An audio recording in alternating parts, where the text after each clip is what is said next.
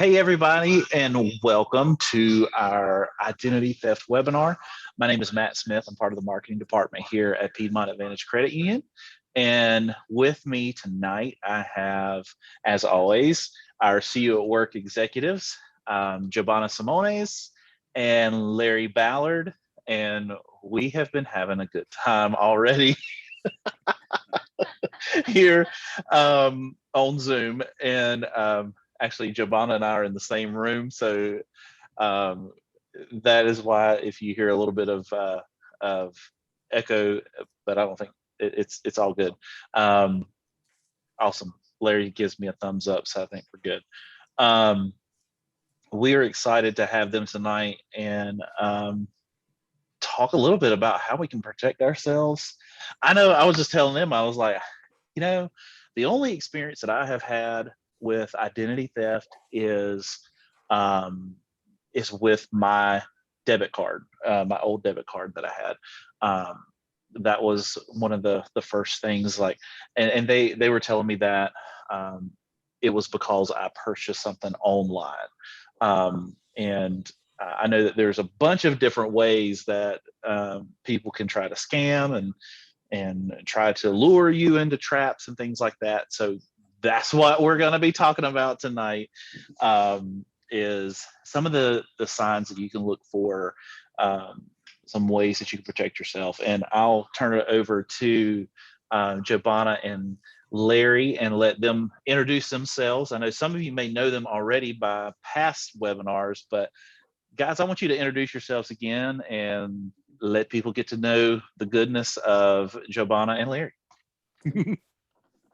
Go ahead, Joe. Hi, everyone. So my name is Giovanna Simones. I've been with Piedmont Advantage for 4 years, so going on 5 this year, going strong.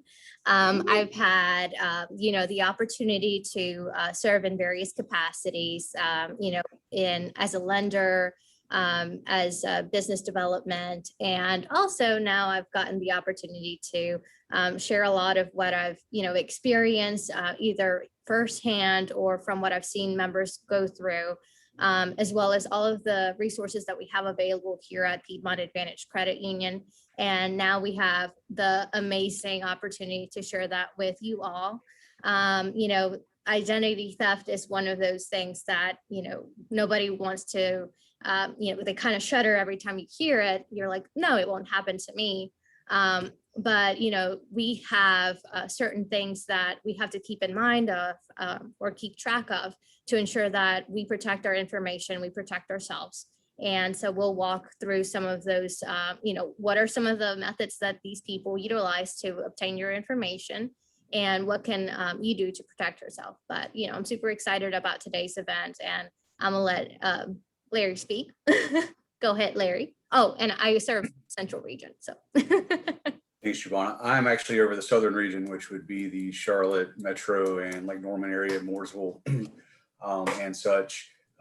15 plus years in financial services, ranging from financial advising to analyst work to loan origination. I've kind of had my hands in a variety of things, which I think lends to a different kind of perspective sometimes from what some people may know. With respect to this particular topic, though, this is one of those ever evolving and changing types of financial concerns that we all have. And how do we protect ourselves? What can we do to safeguard? And what should we do? What should we be really doing day to day with our purchases? How we communicate, things of that nature that do affect potential identity theft. So we're excited about sharing that with you. Hopefully none of you have experienced this thus far. I know it is something that definitely is a very stressful thing, and depending on how late it's caught, can really cause some serious stress financially for the individual until that gets resolved, which could take, I've seen it take over 12 months of things like that. So we're here to help, and definitely if you have any questions, we will do our best to answer those. This is just one of those topics that I don't think any one person, unless you're in IT and having that really background side of things with identity theft. You might could add a little more to that, but we're going to do our best, and hopefully you learn a little something. I know I did, studying up on this and just from the general knowledge I had. So hopefully we'll give you some things that you can implement to your daily and weekly routines to make yourself more protected. Awesome. Hey guys, if you have questions during the webinar, please, if you're joining us through Zoom, use that raise your hand button, or you can use the chat feature. I'll be reviewing that, and so will Giovanna and Larry throughout the entire webinar. If you're joining us on Facebook, you go ahead and you put those comments in there. I am watching the Facebook comments as they come through, and we'll be able to address your question. Or if you have something to add, please let me know. We can definitely address your question or address your comment. Oh, okay. I see. We had a comment on our Facebook page here already, and we may be addressing this during the webinar. So wanted to make sure that, but we will address it here. It says, what about when you're traveling internationally? What would a person have to do to make sure that they can use their debit card and not have to worry about anything? So I'm not sure if that's something that y'all are y'all gonna cover this. So that's a little bit of a detailed question, but we can definitely go over that for sure. Whenever you're traveling abroad, and depending on what country you travel to, we do have travel notifications that you can, either give us a call and we'll place that for you. Now with our special, secondary app that we utilize, you can actually do it yourself as well. And you just have to be mindful of where you're going, because there are specific countries that have particular restrictions in place. The earlier you know that you're traveling abroad, and if you know the dates that you're going to be out, just submitting that travel notification will ensure that your card is working properly. One of the things that I encourage people to do is use a cover for your debit cards and credit cards that we actually have here at PACU. So that way, for people who are utilizing devices that can scan your credit card information, you don't have that issue. But that would be my suggestion, is notifying your financial institution as soon as possible where you're traveling, how long you're going to be traveling. If you're going to be traveling to various countries, let us know all of the countries that you're traveling. I know that some people travel to Europe and visit different areas, so we just want to make sure that it is you and it's not somebody who got a hold of your credit card or debit card while you were out and about. And if you see it missing, report that as soon as possible. And if you find a credit card or debit card, call the number on the back and report that this is somebody's credit card or debit card that you found, to protect that person. You don't, it could fall into the wrong hands, and just want to make sure that we protect each other. We're here together. So hopefully that answers it. Awesome. I think so. And let me know. I think it's Dean. Dean, if you have any other further questions about it, please respond back. We'll definitely answer those as quickly as we can. But yeah, want to make sure that, like Giovanna mentioned, the RFID sleeve to put your credit cards and debit cards in, those are always awesome. That way, if someone tries to use a scanner or whatnot, they won't be able to get that. I know they make a lot of different wallets now, which I am really excited about, and I really would like to get one, but we're gonna have to wait a minute because I'm moving into a new house, so I don't know if I can afford that right now. I'm just kidding. I'm thinking. Oh goodness. Thank you, Dean. I appreciate that. We thank you for your question. Guys, y'all take it away. I'll let you get started.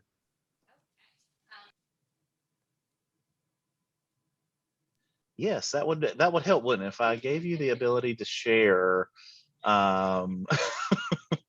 you should be able to. Yeah. There we go. Perfect.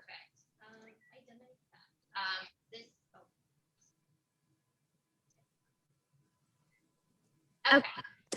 Sorry, guys. I feel like I should get a coffee mug that says you're on mute.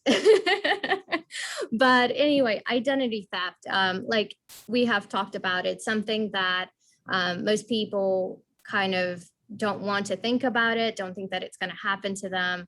But with all of the different avenues and channels that people have to obtain information that is personal, it's good to kind of take a refresher on, what are some of the things that can happen and how we can take preventative measures to ensure that our information is protected. Oh, is it not in presenter mode? Yeah, I'm seeing your mix, Oh, sorry about that. or I'm seeing the mix one. Hold on. It's doing something weird. Okay. That's better. Okay. There you go. Also, technological challenges of 2021. We'll do a side note on that. Anyway, as we have introduced ourselves earlier, we are part of the See You at Work executive program, where we essentially try to share our financial education and resources with our community partners and our community members, and of course our members.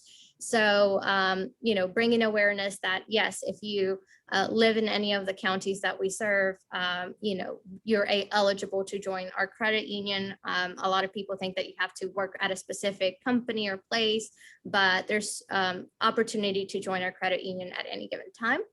So definitely reach back out to us if you have any questions on that. But my name is Giovanna Simonis, and I'm over the central region, which is, Winston-Salem, Greensboro, Eden.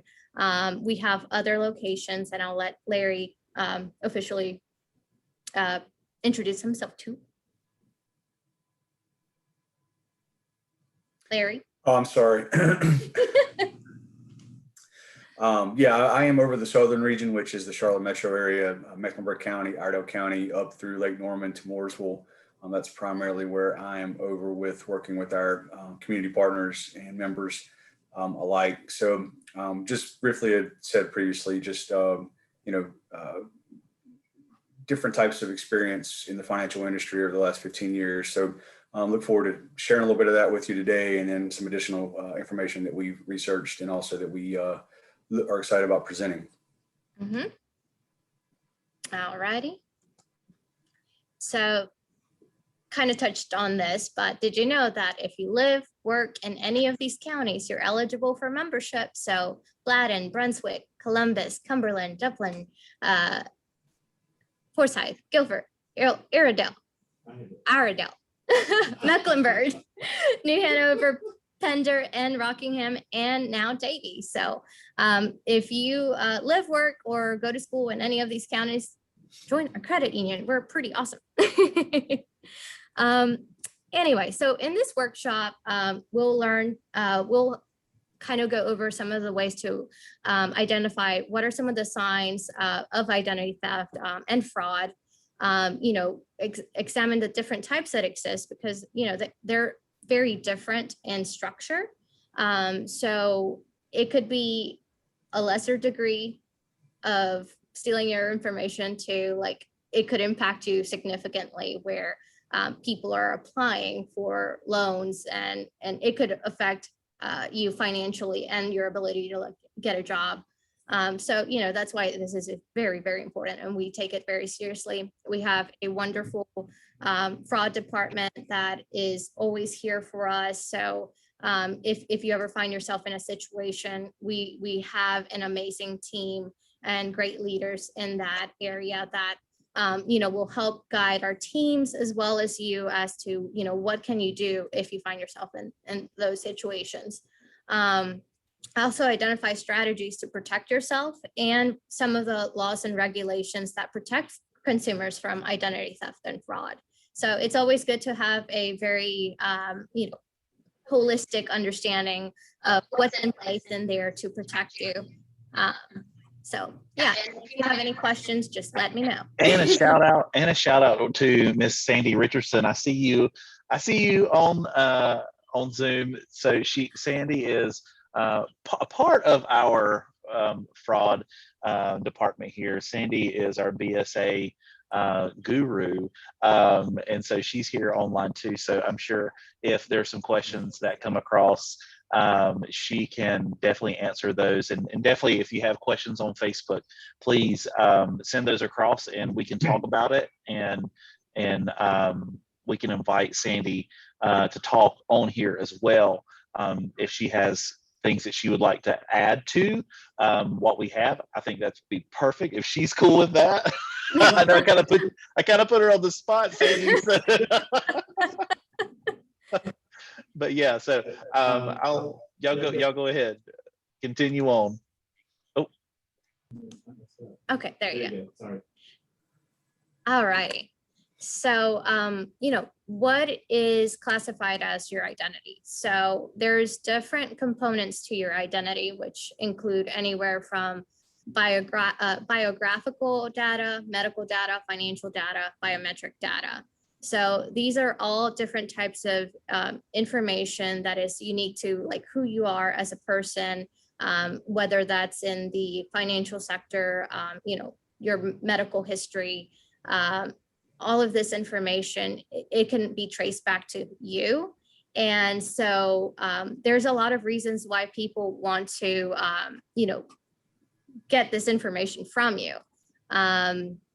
There was some figures that were released by the Federal Trade Commission that, which is a consumer protection agency, that has shown that identity theft, reports last year's were more than tripled in numbers as far as cases from 2018. So last year alone, in 2020, cases of identity theft tripled. And you think about it, you think about how we are conducting business, how we are currently living our life and work life as well, where most people are, either doing a hybrid between remote working. So you're utilizing your smartphones, you're utilizing your computers more. And so there's a lot of avenues that, people who, have the ability to steal that information are utilizing to their advantage to obtain this. So it's very important given the recent increase in these numbers. Larry, do you have anything to add? No, I just think it's one of those things that most people don't think about medical data or biometric data, but fingerprints are a big thing moving forward.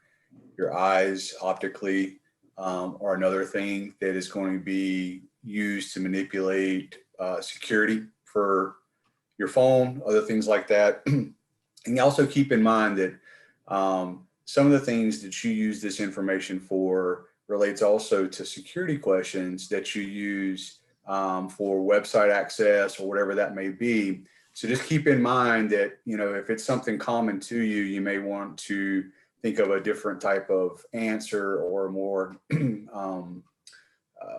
unresearchable type of way of answering those questions. That's just a little additive there with that. And one little activity that I suggest people do when they're at home is, what is, my medical data that is out there? Where do I have this information keyed in at? Do I have my saved passwords? Things of that nature, financial data, where do I house my passwords? Are my passwords all the same? But we'll talk a little bit more about that later. But, I encourage people to break down their data in these segments and also understand where these are housed. What apps are you using that house this data? Do you feel that they are secure and safe? Sometimes that is a good way to kind of analyze things in a retrospective manner. But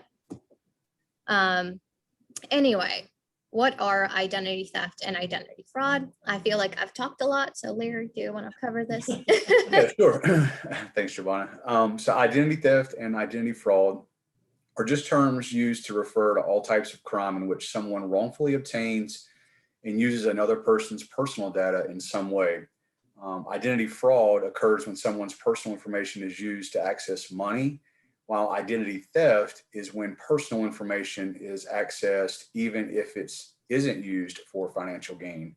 And that's one of those things where that could be used later on that's sold on that black web or dark web, whatever you want to talk about with that. So just differentiating those two there so you understand better how this is going to be laid out moving forward. So basically, like identity theft could be someone stealing your social security number. They necessarily may not use that for financial gain, but they could use that for your record or anything like that. Correct? I just want to make sure, clarify. Yeah, I mean, it could be not even financial gain. It could just be going to buy a car in your name. It could be going to the doctor in your name. It could be submitting taxes under your social. Like there's numerous ways there where that could be used against you. Gotcha. Cool. Okay. I mean, it's not cool, but I got you. Love it. Yeah, I'll go ahead and lead off with this one, Joe, since you were talking a little bit more there on the front end. So what is at risk? What all types of personal identifiable information do people use for identity theft and identity fraud? Matt just spoke of the social security number, name, date of birth. Those are usually common questions when you call in somewhere. It's, hey, what's your name, date of birth, the address type of thing with that. A driver's license, passport, marriage, divorce records, insurance cards, credit, debit cards, personal checks, email addresses, all are ways for people to potentially access your information. So I like to think, it's one of those things. It's better to be overly cautious and apprehensive and just aware of what websites you're going to, what subscription you're signing up for, where you're giving this information out to is very important. Is someone calling you playing as a potential creditor or business, asking information, personal questions, making you believe that it is XYZ company, when in actuality, it's someone just trying to steal some information because it may just be the one piece they're missing from being able to get access to everything that they want to get access to within your identity itself. I think a smart thing here that I can give a personal example of something that I learned just this past year because people start shopping online more, right? We're looking, you see all these advertisements and everything. I'm on a social media website, which I would think would somewhat vet, the advertisers and things that they're allowing. And I ended up making a purchase. Gyms were closed. So I wanted some dumbbells. Went to a website from a link on social media, which turned into then going to a website, me making the purchase. And then when I got the receipt or invoice, whatever you want to call it, it showed a Chinese company and there was no physical address here in the US. I never saw the dumbbells. Thankfully, the credit card that I used, I disputed the charge, wrote a little letter explaining what had happened. But it's just one of those things to where you never know where you may be disclosing information. And so just think about that. I gave my name, my address, and I gave purchase information off of a credit card. That's three things right here off of this list that then compromised me. And thankfully, nothing's happened since then with somebody using that fraudulently, but that's just an example of where I got duped and I thought it was a legit website and whatnot. So I got one for you too. Yeah. We're building a house. And so we were looking at buying a small outbuilding and turning it into a place where our dogs could get, as because that's awful. But we wanted to have a place where our dogs could get out of the weather and whatnot because they're outside dogs. And so my wife saw these outbuildings online, and we're like, this is too good of a deal to pass up. And the website looked legit. Everything looked great. Made the purchase. We tracked the shipment. The shipment was arrived. We got a small envelope in the mail, opened it up, and in it was a red bead. It was like a bead, like to go on a necklace, a bead. That was our outbuilding. So again, like Larry, we had to, thank goodness we were using a MasterCard credit card, and we were able to dispute it and get our money back. But that's how simple it is. Like, I mean, it makes it really simple. So it's not just, it's not your age. You know, some people are like that. People are preying on older individuals, and they do, but it happens at all ages and all stages of life. So don't think that it can't happen to you, because it is very easy. So just wanted to throw that out there too, as how easy it is. You know, And even though one- even oh, though they are hear me? crooks, they are very smart people, right? Even though they break the law or whatnot, doesn't mean that they aren't smarter than you and I are in certain aspects of things. So Okay, and can you hear me? yes. Oh, perfect. I was like, I'm not showing my little green talkie box. But one of the things that is very important to note here, if you're at home, if you're sitting somewhere right now, or if you have your purse nearby, I want you to pull out your wallet, and I want you to see if you have your social security card in your wallet right now. Because a lot of people will keep their social security card in their wallet, and you're not supposed to keep it there. Because with your social security card, it is very easy for fraudsters to, once they get their hand on that, to get other personal information found on social media, found on anywhere else, and potentially open up delinquent accounts, which could affect your credit score, which could affect many, many things. So if you're a person that right now has their social security card and you're not applying for a new job right now, or you're not utilizing it for today, do all of us a favor, do yourself a favor, and take it out and put it in a safe place. Because that, it is so easy to. Guilty. I'm guilty. I've got it right here. I just saw it. Okay. When I get home, I'm putting it in the fire safe. Or something. Well, think about how many Yeah, times I know. you misplace your wallet, you misplace your purse. There's a lot of people that now have the ability to put their driver's license and all their stuff with their phone. And the moment you misplace it, put it somewhere unattended. And it's as easy as somebody grabbing that, finding that, and there you go. You have your driver's license, you have your social security number. Technically, anyone can go somewhere if they're not being careful, places, and open up a credit card under your name or shop us if they were you. So please, one of the habits that people need to stop doing. And they don't even Social have to security. do anything more than take the credit card out and go swipe it, because there's no PIN required. They don't even have to really steal an identity at that point. They can just use the card and max it out if that's what they want to do. So, But yeah, anyway, you should know that social security card by heart, and only carry a passport when you're planning on traveling out of the country. So, yep. So just putting that out there. If you get nothing else, just doing that alone will go a long ways. All righty. So we've talked about social media a lot. We've talked about, we utilize it to stay in touch with friends, to communicate, and do other stuff too, which can be handy. Sharing your pictures, sharing what you're doing, it can be great.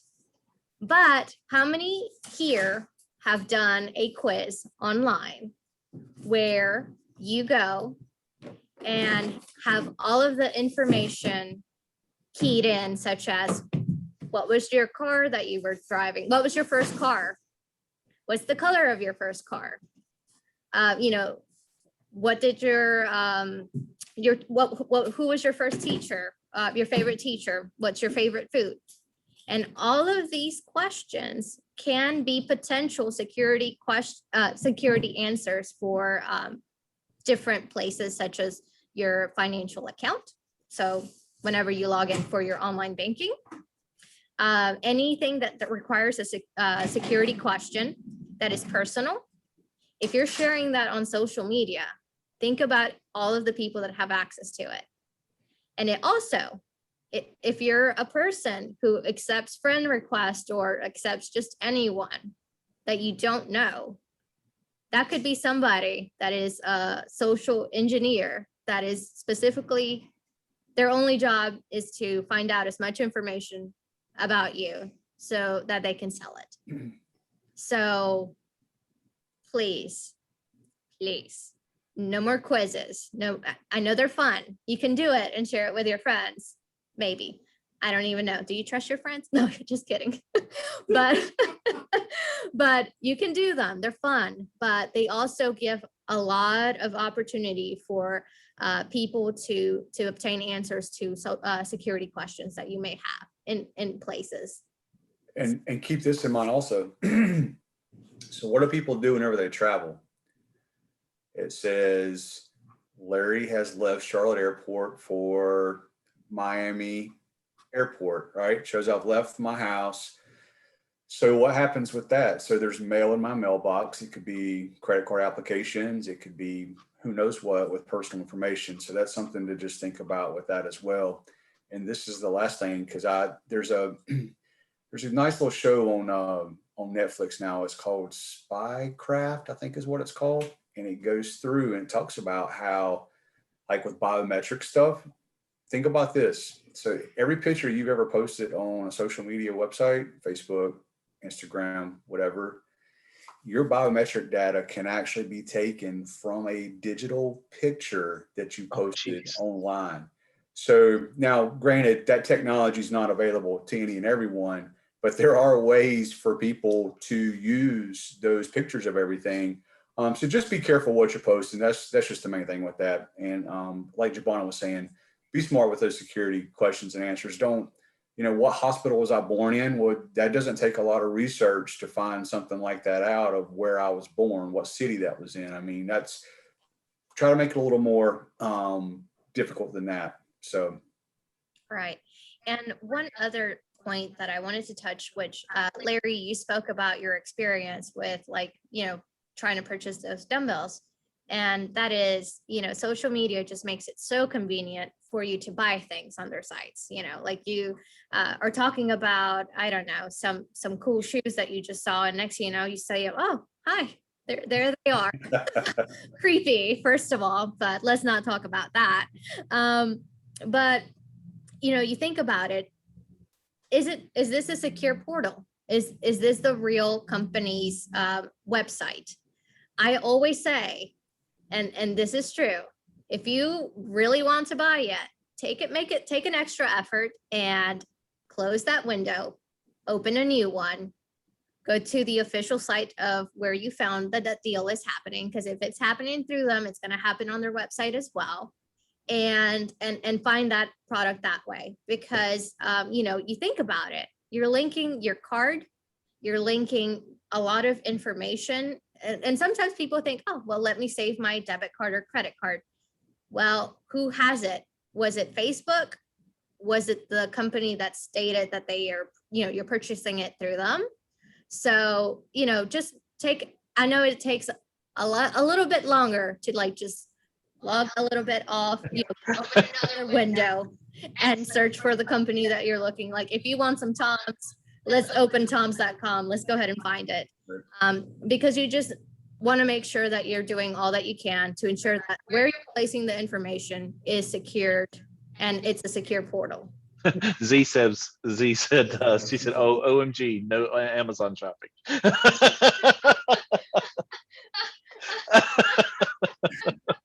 I will piggyback on top of that to where you also have to be careful with incoming phone calls that could be spam or something similar.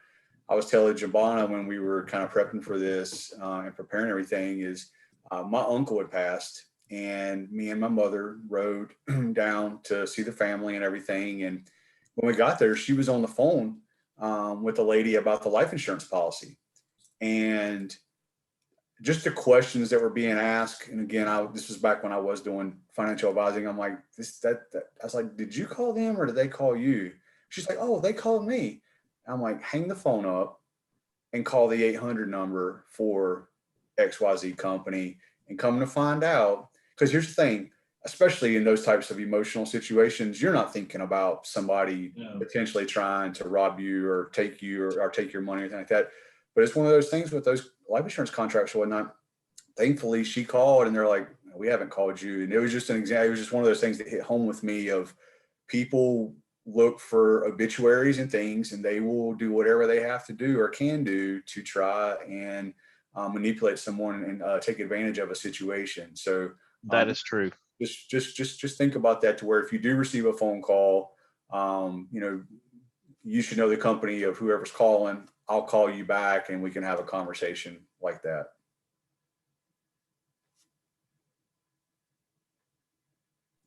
Right. Sorry, I once again mute, and so I need my coffee mug. You're on mute.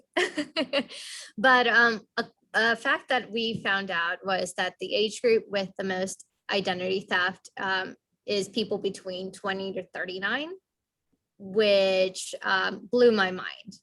A lot of people suspect that it is the elderly, but you start thinking about how much we utilize a lot of different sites. We're technologically savvy, or we consider ourselves to be so. At least that's the case. And we don't know how, where we're inputting our information. So I mean, let's just put it this way: 2 out of 3 of us have experienced that type of fraud. So yeah. Yeah. And I am not in the 20 to 39. Yeah, that one hurts a little now, Matt. I feel Oh, that hurt my belly right now. It gets close, doesn't it? You're still beautiful. You got it. But anyway, methods used by thieves. So as we kind of already spoken about these items, some of the common scams include phishing, telephone, elder fraud. I know that we had a special on elder abuse, elder fraud. And that is something that affects many people. So we definitely want to make sure that if you have a person that you take care of in your family, to ensure that, you're protecting them, because it's very easy for people to give them a call, like Larry said. And, a lot of people are very trusting of the person on the other side of the phone. And if you ever come into a situation where somebody's trying to reach you and get information from you, they should be able to offer you, hey, if you don't feel comfortable saying this information, call the 800 number on our website. Here's my extension, call me back. So don't ever feel pressured into, well, if I don't talk to them now, I'm never going to talk to them again. No, they should give you options for you. And I see that Sandy hopped in. Yeah, I popped Sandy over just to see if she had anything to add about the elder fraud scams too, since we did do a blog about that not too long ago, actually. So Sandy, thank you for hopping on. I hope I haven't put you on the spot. No, that's fine. Can you hear me okay? Mm-hmm. Perfect. Okay. Well, yes, elder financial exploitation is huge. I cannot begin to tell you how our elders are being targeted in so many different ways. If you think about it, a lot of the time their family and friends may have passed, and they're lonely and they're vulnerable. They come from a period of time when the world was very different than it is right now. People were more honest and people could be trusted more, to where they are now, where everyone, or I shouldn't say everyone, a lot of people professional job is to scam you. And so they are looking for every opportunity, and they are targeting our elderly viciously. So whenever who's the audience? Do we have our members on? We do. We have members, and then we also are live on our Facebook page, and so we're reaching everyone that we can. Okay. So a lot of the time, people will reach out to elderly ones to befriend them, and they could groom this relationship for more than a year. And then the elderly person becomes really comfortable and believes and trusts this person. What their goal is just that, to get the elderly person to trust them. And once that trust has been established, it is very difficult for someone in the financial institution to convince them that this person is stealing their money, that this person is really not who they think they are, that this person whom they've never met may not even be, who they really say they are at all. Completely different name. In fact, most likely they are. So it's just something to be really, really careful and cautious about. For older ones in particular, have a friend, someone that you trust, even if it's someone within the financial institution that knows your pattern, that can reach out to you if things begin to look a little awry, that you can reach out to about this particular relationship. Hey, what do you think about this? Is this okay? This person is calling me. I've been talking to them a while now. Is this okay? So it's a tool that Piedmont Advantage Credit Union wants our members to utilize. Use us. Use me. Absolutely. Use me. Call me. Another thing that I wanted to mention, and I don't know if this is going to be covered, but as far as identification, ID fraud, or ID theft, excuse me. One thing that you should do is to look at your credit report once a year to determine if new accounts have been opened in your name and so forth. The Fair and Accurate Credit Transactions Act allows you to get a free credit report from all 3 credit repositories every year. So really take advantage of that. You can also do credit freezes, so that if someone tried to use your credit, there was a freeze on your credit. They would not be able to use your credit unless you unfroze the credit report. I will tell you just how easy it is just to back up what's already been said. Just last night, I found a credit card in the parking lot. It is so, what could I have done? I mean, I would never do that. But in the wrong hands, that credit card, there's so many things that could go awry with that. I found it in the parking lot in the building I live in, so I took it into the office, of course, but in the wrong hands, that could have been just a lot of trouble. Sending emails out to people, make sure they get that email address out. I had someone email some information to me, and they weren't quite sure what the correct email address was, if there was a dot between my name or not between my name. So what they do, they sent it to both. Well, who got the wrong one? Right, exactly. Oh my gosh.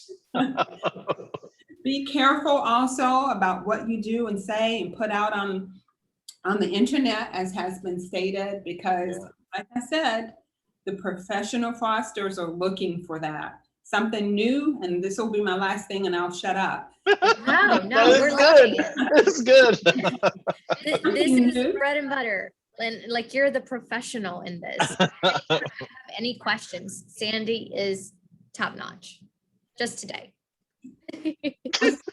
But something new that I've been seeing lately are Microsoft scams. People are having these pop-ups on their computers that say something like, your computer is getting ready to shut down, or you've got a bug on your computer, or something's wrong with your computer. Please call this number immediately.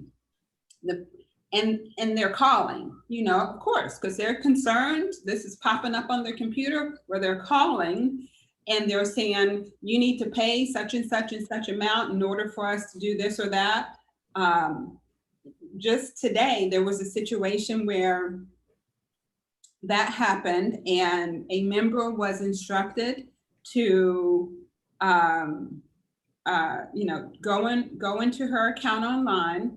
The fraudster was able to access it through her computer, and he or she said, "I put $10,000 into your account.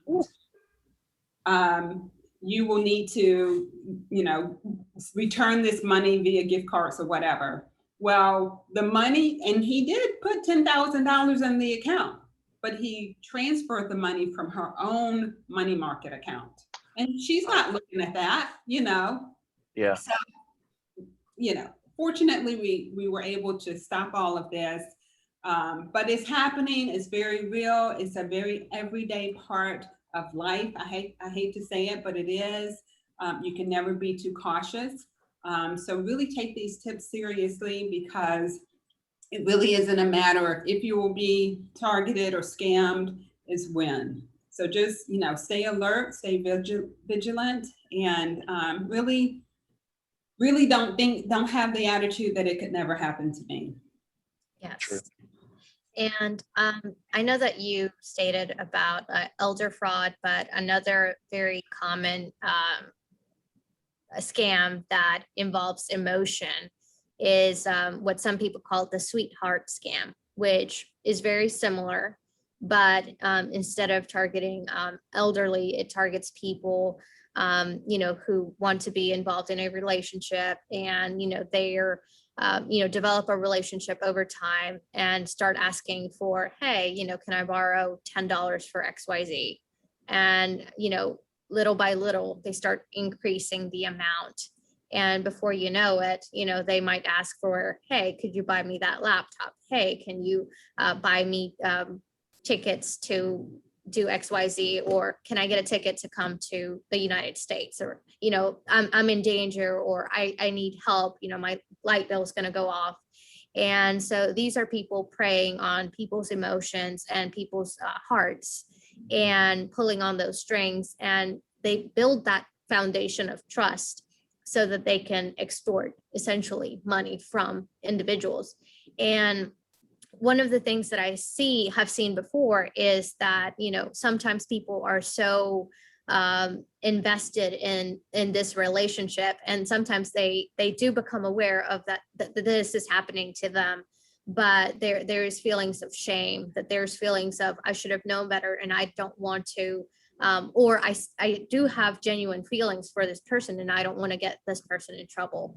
And so, one thing that I have to say is ensure that if especially with online dating and COVID, when it struck, people were stuck at home. So ensure that these are people that are within your area, that you don't give so much information on, early on, and especially if they start asking for favors or money, that those are red flags of like the fact that you may be getting scammed financially by the means of this, what would appear a romantic relationship, but it's not. But just wanted to add that. Yes, that is so true. That is so true. And you're right, it can target, anyone can fall prey to that. Fraudsters are opportunists. They're looking for the easy way. So if you're in a vulnerable position, whether you're elderly or otherwise, that's who they're looking for. There have been a number of elderly ones also that have been involved in romance scams. So it doesn't stop there. Some red flags with romance scams are the person usually says that they live far away in another country. They're, in Afghanistan, on the war zone, and they need this money for some emergency. If it doesn't make sense, just think twice. It probably don't make sense. Think twice Yes. about it. Think Yeah. twice about it. So, yeah. But yes, all good points. I agree completely with what Jabana has said. Yeah, it's just an opportunity or something to be completely aware of, that Right. these things are going on so that you can stay alert to them. Awesome. Thank you, Sandy. I appreciate you hopping on and adding to it. That was really great.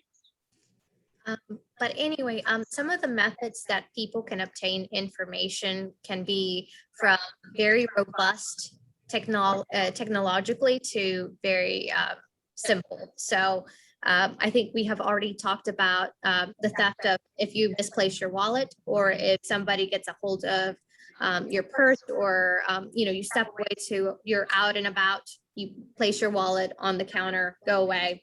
Very easy for someone to take a picture. You don't even, it doesn't even have to disappear from you permanently. You might not know this, but if somebody gets an opportunity to take a picture of it, there you go. Somebody has your information.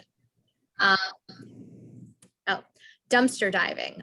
It is very important to ensure that if you have confidential information or anything that has your social security, your address, your any information that people can utilize to basically obtain any gain, shred those documents. Those documents need to be shredded before they're placed in, before you throw them away, because people do what is called dumpster diving. There are people out there that will go through your trash or go through the dumpsters to collect any documentation that they see.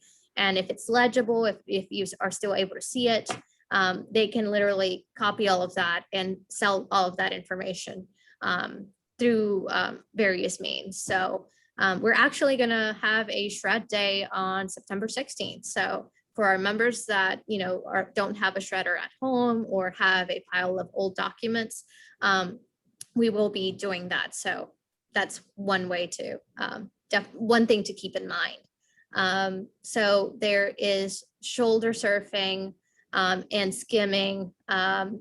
So with shoulder surfing is basically, somebody watching over you punch your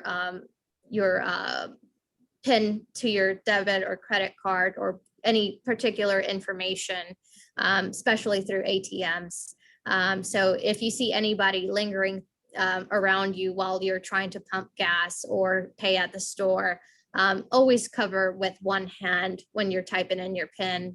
And then skimming, that's another way in which people steal your debit or credit card information that is being scanned through a special device, which is called like a skimmer. So that's why it's so important to one, have that protective layer that you can place your debit and credit cards in.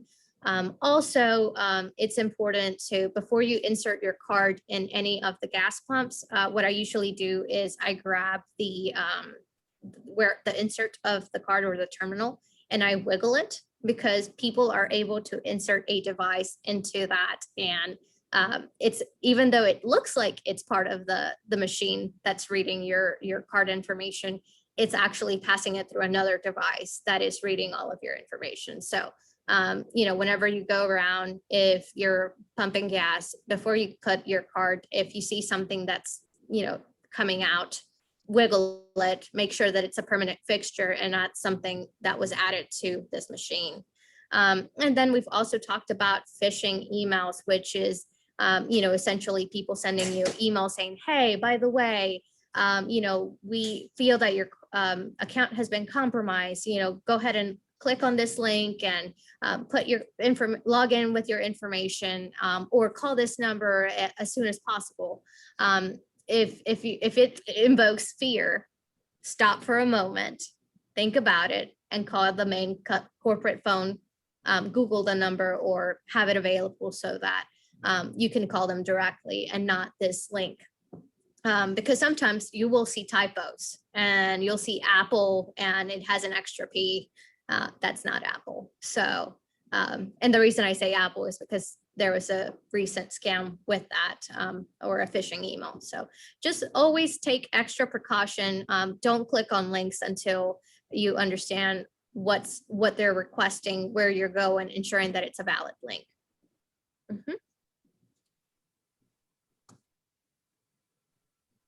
Okay. Sorry, I've been talking a lot, Larry. So how do identity thieves use your identity. Here's some common ways: making transactions, opening new accounts, committing fraud, committing cyber crimes, getting prescriptions, receiving medical treatment. Obviously, there's a lot more that could be there than just that, but that's a good foundation of things to keep an eye on. And like what Sandy said, I'll piggyback on that, is not only looking at your credit report once a year. I think everybody nowadays has just gotten so lazy with the statements they receive, whether it be through email or through the mail, for their credit cards, for their debit cards, their banking statements and whatnot. Open it up, take a look at it. Most people, I say most, I shouldn't say that. People look at their accounts daily, some weekly and all that. But it's just one of those things where you want to keep an eye on that, because, something may pop up where there's a charge, and if you don't open it, next thing you know, you have a collection company calling you asking about this particular purchase you made, which you didn't make. So that's something that, just be aware of that. We'll go to the next one. We'll keep it short and sweet on this one. And one thing that I forgot to mention, now I said that I was going to stop talking, but here I am. Coffee before this call. Huh? I said, are you sure you didn't have that coffee before we started? Right. I'm just messing. One of the things that I definitely want to make sure other people are aware of is that make sure you don't use public Wi-Fi and open your applications. That's something that is very important, because it is very easy for hackers that know how to do that stuff. I'm not very technologically savvy, but there are people out there that will blow your mind. And when you're using public Wi-Fi, try to avoid logging into your applications that are very sensitive, such as your online banking or any medical application or anything, because the moment that you type in that password and your username, it may be something that they can obtain through that public Wi-Fi. So if you have a virtual VPN in your smartphone, that's a great way to go. If you use your phone data, or ensure that when you're wanting to check any private information or logging into any application, do that on a private Wi-Fi network. So just wanted to make sure I said that. No, it's a very good point. I actually use an antivirus. What I use for my computer is also able to be an app on my phone that has a VPN to it. So nobody uses Bitdefender. That's like I've heard about that. It's like, everybody's heard of Norton, McAfee, and all that. If you go to their website, Bitdefender, it shows you the ratings, and they just completely destroy all those other antivirus. There's just different packages you could buy, but I've found because just from work we use the VPN, on our work phone. Right. And the thing is it allows you to, I think it's either up to 3 or 5 different devices you can put. Oh wow. That app on. So if you got a tablet, your cell phone, so it's just one of those nice things to have there with that, just to ensure you are protected. Great information, for sure. Okay, we'll kind of speed through this one, but in a survey by the Identity Theft Center, victims said that whenever their identity is compromised, depending on the severity of it, some people may lose the opportunity of a job because, if somebody's utilizing and creating accounts, they're going delinquent. Some employers request, look up your credit score, look up your information. So that might be a loss of opportunity there. It could be that you miss time from work because you're needing to take off to solve all of this. Could be a pain depending on how bad the situation is. If your credit has been affected and you were wanting to purchase a home, boom, you're unable to do it or move with that motion because of the impacts of that. So, that's why it's so important that we bring attention to this, so that you take all of the preventative measures to ensure that your information is as safe as you can make it.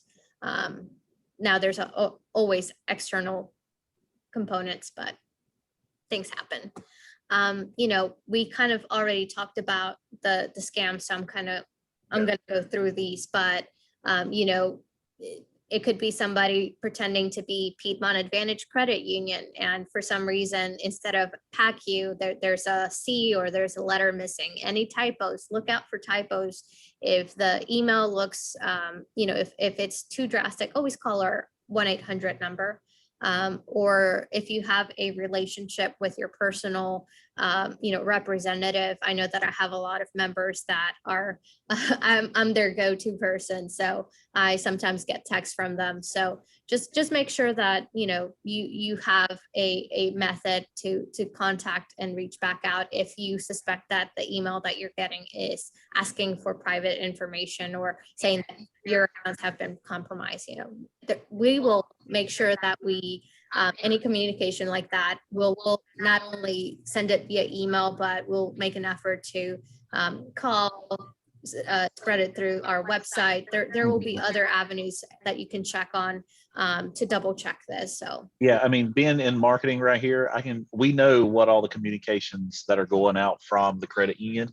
So definitely, my first thing to tell you would be to get in touch with our call center, our member relation team. They are aware of what goes out, and they can contact us directly as the marketing department just to make sure, you know, we may have some affiliates that we've partnered with, like True Stage, that sends out information about different types of insurance that's available to our credit union members. And that should be the only communications that should be leaving this site. So definitely always reach out if you question about certain communications, and we can definitely get that information to you. absolutely. There you go. Phone scam, once again, we've given examples. So if they're asking for your full social security number, say, you know what, why do you need that? You know, why do you need this? Can I get, I'm going to call you back directly. What's your extension? What's your name? Yeah, they shouldn't be asking for more than the last four of your social and other questions to be able to validate your identity versus just a full social. Right. I think the power of attorney scam, which. Can I touch on this one real quick? Yeah, of course. I saw this firsthand. Unfortunately, you know, we were talking about elder abuse earlier.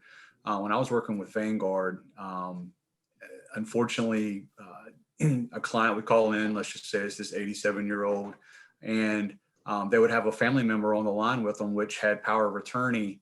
Sometimes they had power of attorney, sometimes they didn't. With that, they tried to answer security questions for their for their mother, and we would have to stop them and say, we can't have you answering those questions. You need to give us a call back. We would make a note on the phone.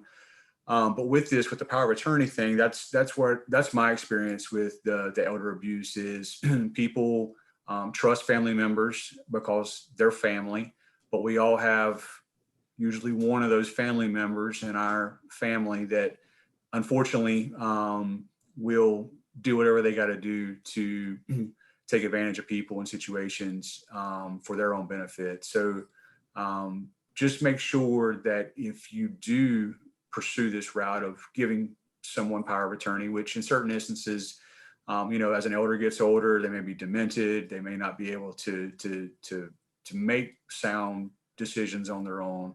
You know, make sure it's somebody that you do trust and that other family members are aware of that is in this position, so they can also keep an eye on things. Right. The worst thing you want to do is have this one sibling that has total control completely deplete an account to where there's other siblings, and next thing you know, it's like, where's the money at? It was getting withdrawn the last few months. So it's just, you know, with that, this is something that unfortunately, and in this instance, it may be a stranger calling, wanting to get or talking to you about power of attorney and why you need to have it and why you should trust me. I'm an attorney. Right. When in actuality, they're just false. They're just representing a false identity themselves to coax you into legally signing Mhm. over your identity to this individual, where they can control everything that's tied to your name. And Sandy also mentioned, like, definitely what you said about family members, letting other family members know, caretakers, There you go. letting them know is always a good thing to do. Also, the slide before we talked about phone numbers. We have had people pretending to be PACU staff or Piedmont Advantage Credit Union staff calling our members, but that was totally false. So just always be aware.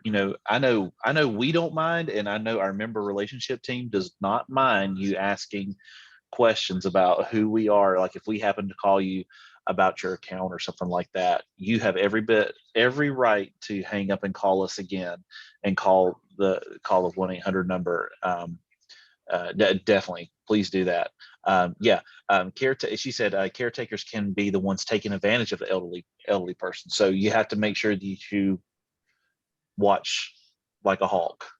I mean, really, and that's in all seriousness. I remember my grandmother, she had a stroke and was paralyzed, on her left side. So we had caretakers with her, but there was someone there from our family every day. So it's always good to know who's taking care of your loved one. Make sure that you follow up, you drop in unannounced. Always good practices to do. Okay. Yep. So next we have special cases of identity theft. This is a few more just different, but unfortunately people are using these to take advantage. Child identity theft. Protect your kid's identity as long as you can. It's that in itself would be the worst thing you could have, is a social security card of a kid getting out. And I know there is potentially sometimes joint accounts where you could have a parent and a child on the same account, like a basic checking or savings account, something like that. But that is a way that people can access information. And definitely do not put any of your children's personal information through any kind of website or anything like that that you suspect. Or I just would say I wouldn't do it at all personally, unless it was in person. I was at a doctor's office and I was entering the information there, or whatever it may be. So just be careful about that. The medical identity, that's something I spoke of earlier. This is something I think you're going to see a lot more of, is people taking advantage of the ability of using your social, your address and date of birth to be able to go and have XYZ procedure done. It could be getting expensive prescription medication. That's one of those things when it comes to HIPAA and all your medical information. That's why HIPAA is in place to protect that aspect of things. But people will take advantage of that to be able to take advantage of any kind of health or insurance benefits that they can get. Last year's tax identity, which is something I spoke of earlier as well, is you probably know someone that submitted their tax returns, and upon submitting it, it said, sorry, but your return has already been submitted. There's been instances where, I've heard of 3 to 5 people filing taxes under the same social to try to get some type of not a tax deduction, but I'm having a brain issue right now. What am I thinking of? When you get your money back from your Credits, returns. your tax return, they're trying to get that tax money that you've earned with your own money that has been put away there with that. There was something else I was going to add on this page though. Oh, let's go ahead and keep it moving. Go ahead. That's fine. Yeah. I know we're coming short right now, so we want to definitely cover everything that we can. But anyway, red flags to look out for, if you see unusual charges on your credit card or financial statements, just make sure that you're, sometimes it's easy, everything's electronic. And like Larry was stating earlier, you don't look through all of your transaction histories. So just make sure if you see anything unusual, like, hold on, I don't shop here, what's going on? Unusual changes in credit report or credit scores. If you have any method to where you can pull up your credit report through any of the services, or we actually have More Checking, which actually has identity theft protection as part of its bundle. So, you're able to do that, check your credit score through that, because sometimes that if your credit score was 780 and all of a sudden it's gone to 640 and you haven't done anything different, something's going on. And that could be a red flag to you. If you start getting unusual, you apply for an application, you normally get approved, and there's a denial for that or any services, asking, wait, why? And maybe having the person that you're working with, I always enjoy going over people's credit report with them to kind of go like, here's some of the things that are there. Are these yours? You get your free annual credit report every year.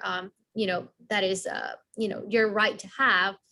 So if you don't do it through your financial institution, when you're doing a loan or credit card application, you have the ability to do that on your own, and we'll definitely send those that have subscribed to registered for this webinar. We'll give that information out. But anyway, anything that's unusual in interest rates, lost bills, mails that you're not getting, saying that more than one person has filed a tax return on with your same social. These are all things that you can look at it and say, hold on a minute, what can I do to check to ensure that my account has not been hit with identity theft or fraud.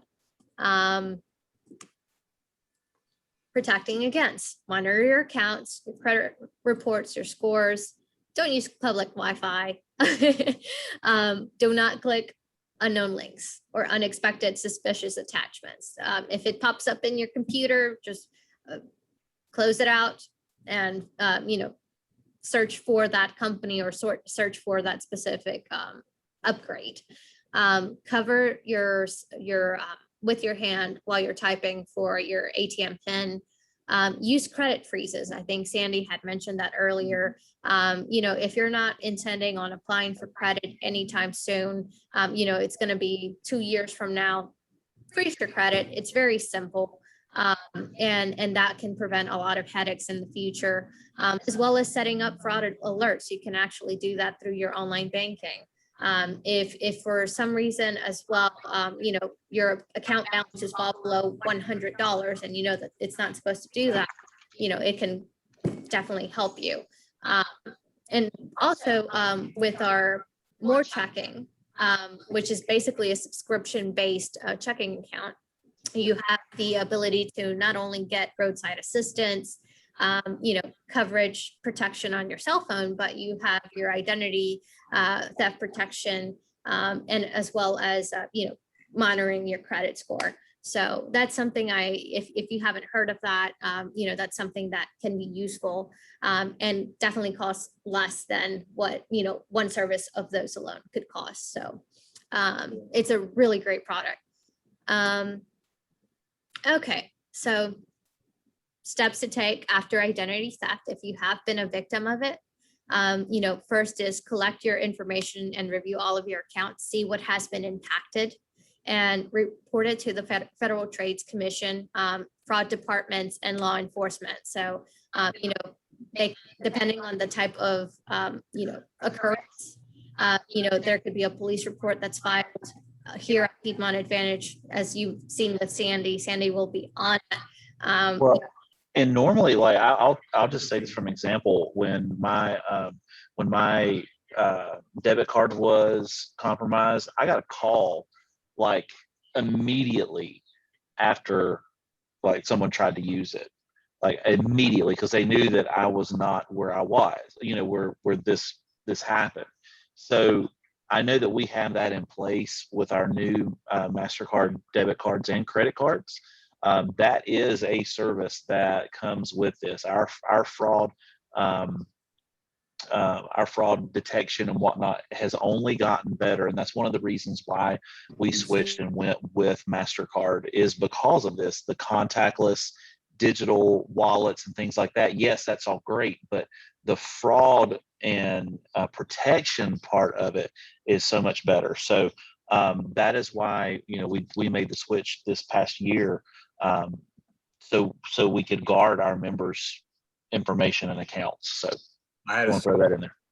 had a similar experience just like that, Matt, of where I was buying something, made a purchase, walked out of the store and got a phone call, and it was somebody had tried to make 3 different purchases through a mobile phone place or whatnot. And I'm just saying, it's just one of those things to where it was nice that they reached out to me versus me having to check my account and do that. So that proactiveness is a big benefit. Right, right. But anyway, so, you know, and then last but not least, after you've reported it to everybody that needs to know, depending on how severe that identity theft or fraud occurrence was, you know, every step or every department that is involved will walk you through the steps to repair the damage done. And once again, depending on the severity, it could be anywhere from 10 days to many months. So, you know, that's why it's so important to be proactive and ensure that we use all the mechanisms that are available through your financial institution, hopefully through us, Piedmont Advantage Credit Union, so that we ensure that this does not happen at all. Yes. So there are a lot of consumer protection laws. You know, I think that, you know, Sandy talked about the Fair Credit Reporting Act, but, you know, the Identity Theft and Assumption Deterrence Act of 1998. You have a lot of policies in place that are there to protect you before, after identity theft, to ensure that there are departments that are able to handle that, so that, you know, the dealings and experiences that you have, you know, are handled quickly and effectively. So, you know, always get acquainted with these policies and regulations, because in the end, you know, it affects you or could affect you or a loved one. So. And two, I'll just throw this out there. If you're not a member of Piedmont Advantage Credit Union, make sure, and whether you decide to use this as your financial institution of choice, this is something that you should make sure every single financial institution is very conscious of, and that they have these basically all, you know, not these laws, but they have this into the structure of their organization. And if they're a financial institution, they have to report on these things, but make sure that they are taking an active role. I'm sorry. No, you're good. Well, guys, that was it from us.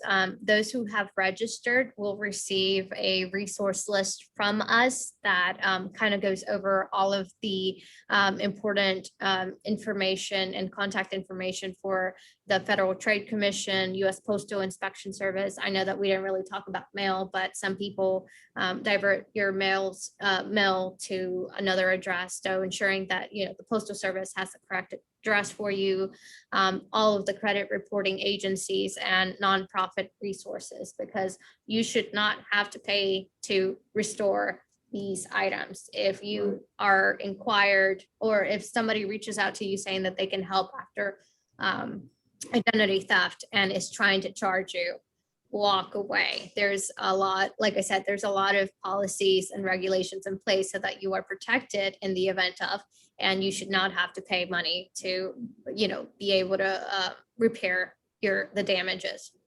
But hopefully now you're aware of some of the habits that we have, and make a conscientious effort to ensure that all of your information is well protected, and that you continue to monitor all of your accounts and information, and how be careful of where you can, all of the stuff that you do. And Careful. Careful, little hands, what you type. Yeah, sometimes it's just one. Yeah, this is true. But Be careful, anyway, little thank you so much. And if you guys have any questions, I don't believe I have that next slide and I apologize, but you know, our email address is cu@work. And that's the letters CU and then AT. WORK at pacu.com, PACU.com.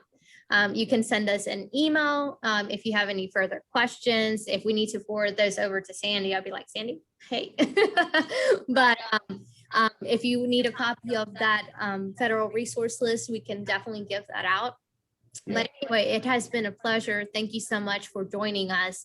And if you just, you know, if you are a member, thank you so much. If you're not a member, thank you so much for seeing this, and hopefully you'll consider coming over. We're really cool kids, I promise. But thank you so much for your time. And I don't know, does anybody have anything else to add? Thanks. Everybody. Yeah, go ahead, Larry. No, I was just gonna say thanks everybody for participating, and good opening question to start things off on the right foot, and Absolutely. for helping out. So good job, Javon and Matt. Yeah, you too. You too. Hey, if you're watching this via Facebook, if you're watching it now, up in the left-hand corner, it should say live. You can watch the replay as well. And if you're watching the replay, please send in those questions, and we can get in touch with you via Facebook through Messenger, if you have Messenger, or you can call us on our 1-800 number or email us at CUATWORK@PACU.com.